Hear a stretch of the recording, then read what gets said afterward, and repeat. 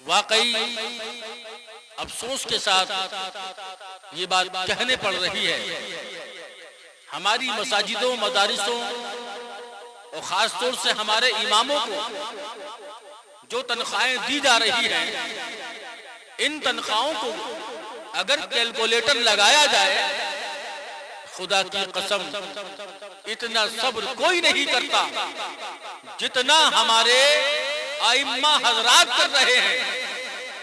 اس لیے کہ امامت کی دنیا میں جس کو سب سے زیادہ تنخواہ ملنا چاہیے تھی، اما آج ان کو سب سے کم تنخواہ دی جاتی ہے۔ افسوس ہوتا ہے۔ ایک صاحب آئے کہ امام صاحب ہمارے بچے کے لیے دعا کر دیجئے، ہمارے بچے کی اچھی تنخواہ لگ جائے، سرکاری ملازمت میں جانے کا نمبر آ گیا ہے۔ امام صاحب دعا کر رہے ہیں، یا خدا اس کی سرکاری ملازمت لگا دے۔ کہا اے مولا تو اس کی سرکاری ملازمت لگا دے، ملزم بنا دے، لیکن تنخواہ اتنی ہو جتنی امام کی ہے، تنخواہ اتنی ہو جتنی امام کی ہے۔ کہا جناب یہ کیسی دعا آپ کر رہے ہیں؟ کہا دعا اس لیے کر رہا ہوں جب تمہیں اپنے بچے کی اتنی تنخواہ سے نفرت ہے، دعا کر رہا ہوں منظور ہو رہی ہے، اور آپ کو اس تنخواہ سے کوئی زیادہ بینیفٹ ہونے والا نہیں ہے، تو آپ اندازہ لگائیں میری تنخواہ کا کیا حال ہوگا۔ میں اپنے بچوں کو کس طرح سے پالوں گا۔ اس لیے اپنے اماموں کی تنخواہوں کو اتنا بڑھا دو، اتنا کرو کہ یہی امام جب امامت کے لیے نکلیں تو مسجدوں کے دروازوں پر بھیڑ لگی ہو۔ ہم نے کہا کون؟ کہا یہ سرکاری نوکری سے ہزاروں گنا بہتر ہے، اس لیے کہ یہاں پر تنخواہ زیادہ ہوتی ہے۔ دیکھ رہے ہیں آپ، مدرسے سونے پڑے ہیں، مدرسوں کو ہم بھولتے چلے جا رہے ہیں، دینی تعلیم کو بھولتے چلے جا رہے ہیں۔ امام کہاں سے لاؤ گے؟ جنازہ کس سے پڑھواؤ گے؟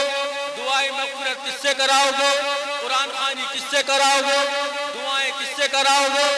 آپ صدقہ و خیرات کے وقت مسئلے کس سے پوچھو گے؟ آپ شریعت کا قانون کس سے سنو گے؟ بولیے آپ۔ اگر یہ مدرسے بند ہو گئے، یہ مدرسے اگر ہم ان سے دور گئے تو ہماری جنازے کی نماز کون پڑھائے گا؟ ہمیں جنازے کی نماز کو کون پڑھانے کے لیے آئے گا؟ کون بخشش کی دعا کرے گا؟ کون آپ کے تیجے میں، 20ویں میں، 10ویں میں، 40ویں میں، چوائی میں، برسی میں کون جائے گا؟ کوئی نہیں۔ اس لیے جب تک مدرسے سلامت ہیں تب تک تمہاری مسجد سلامت ہے، جب تک مدرسے قائم ہیں تب تک تمہاری جنازے کی نماز پڑھی جاتی رہے گی۔ جس دن مدرسوں سے حافظ قرآن، قاری قرآن، مولوی نکلنا بند ہو گئے، اس دن تمہاری آخرت کے لیے بخشش کی دعا کرنے والا کوئی نہیں ہوگا۔ ہمیں اپنے بچوں کو دین مصطفیٰ سے جوڑ کر رکھنا ہے، ہمیں اپنے بچوں کو دین مصطفیٰ سے جوڑ کر رکھنا ہے۔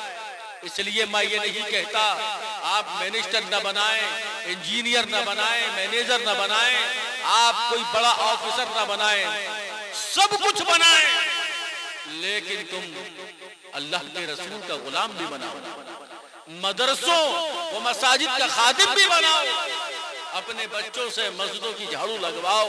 اس لیے میرے علی کا قول ہے، جس نے زندگی میں 7 مرتبہ اللہ کے گھر میں جھاڑو لگائی ہے، اللہ اس کے جسم سے جہنم کی آگ کو حرام فرما دے۔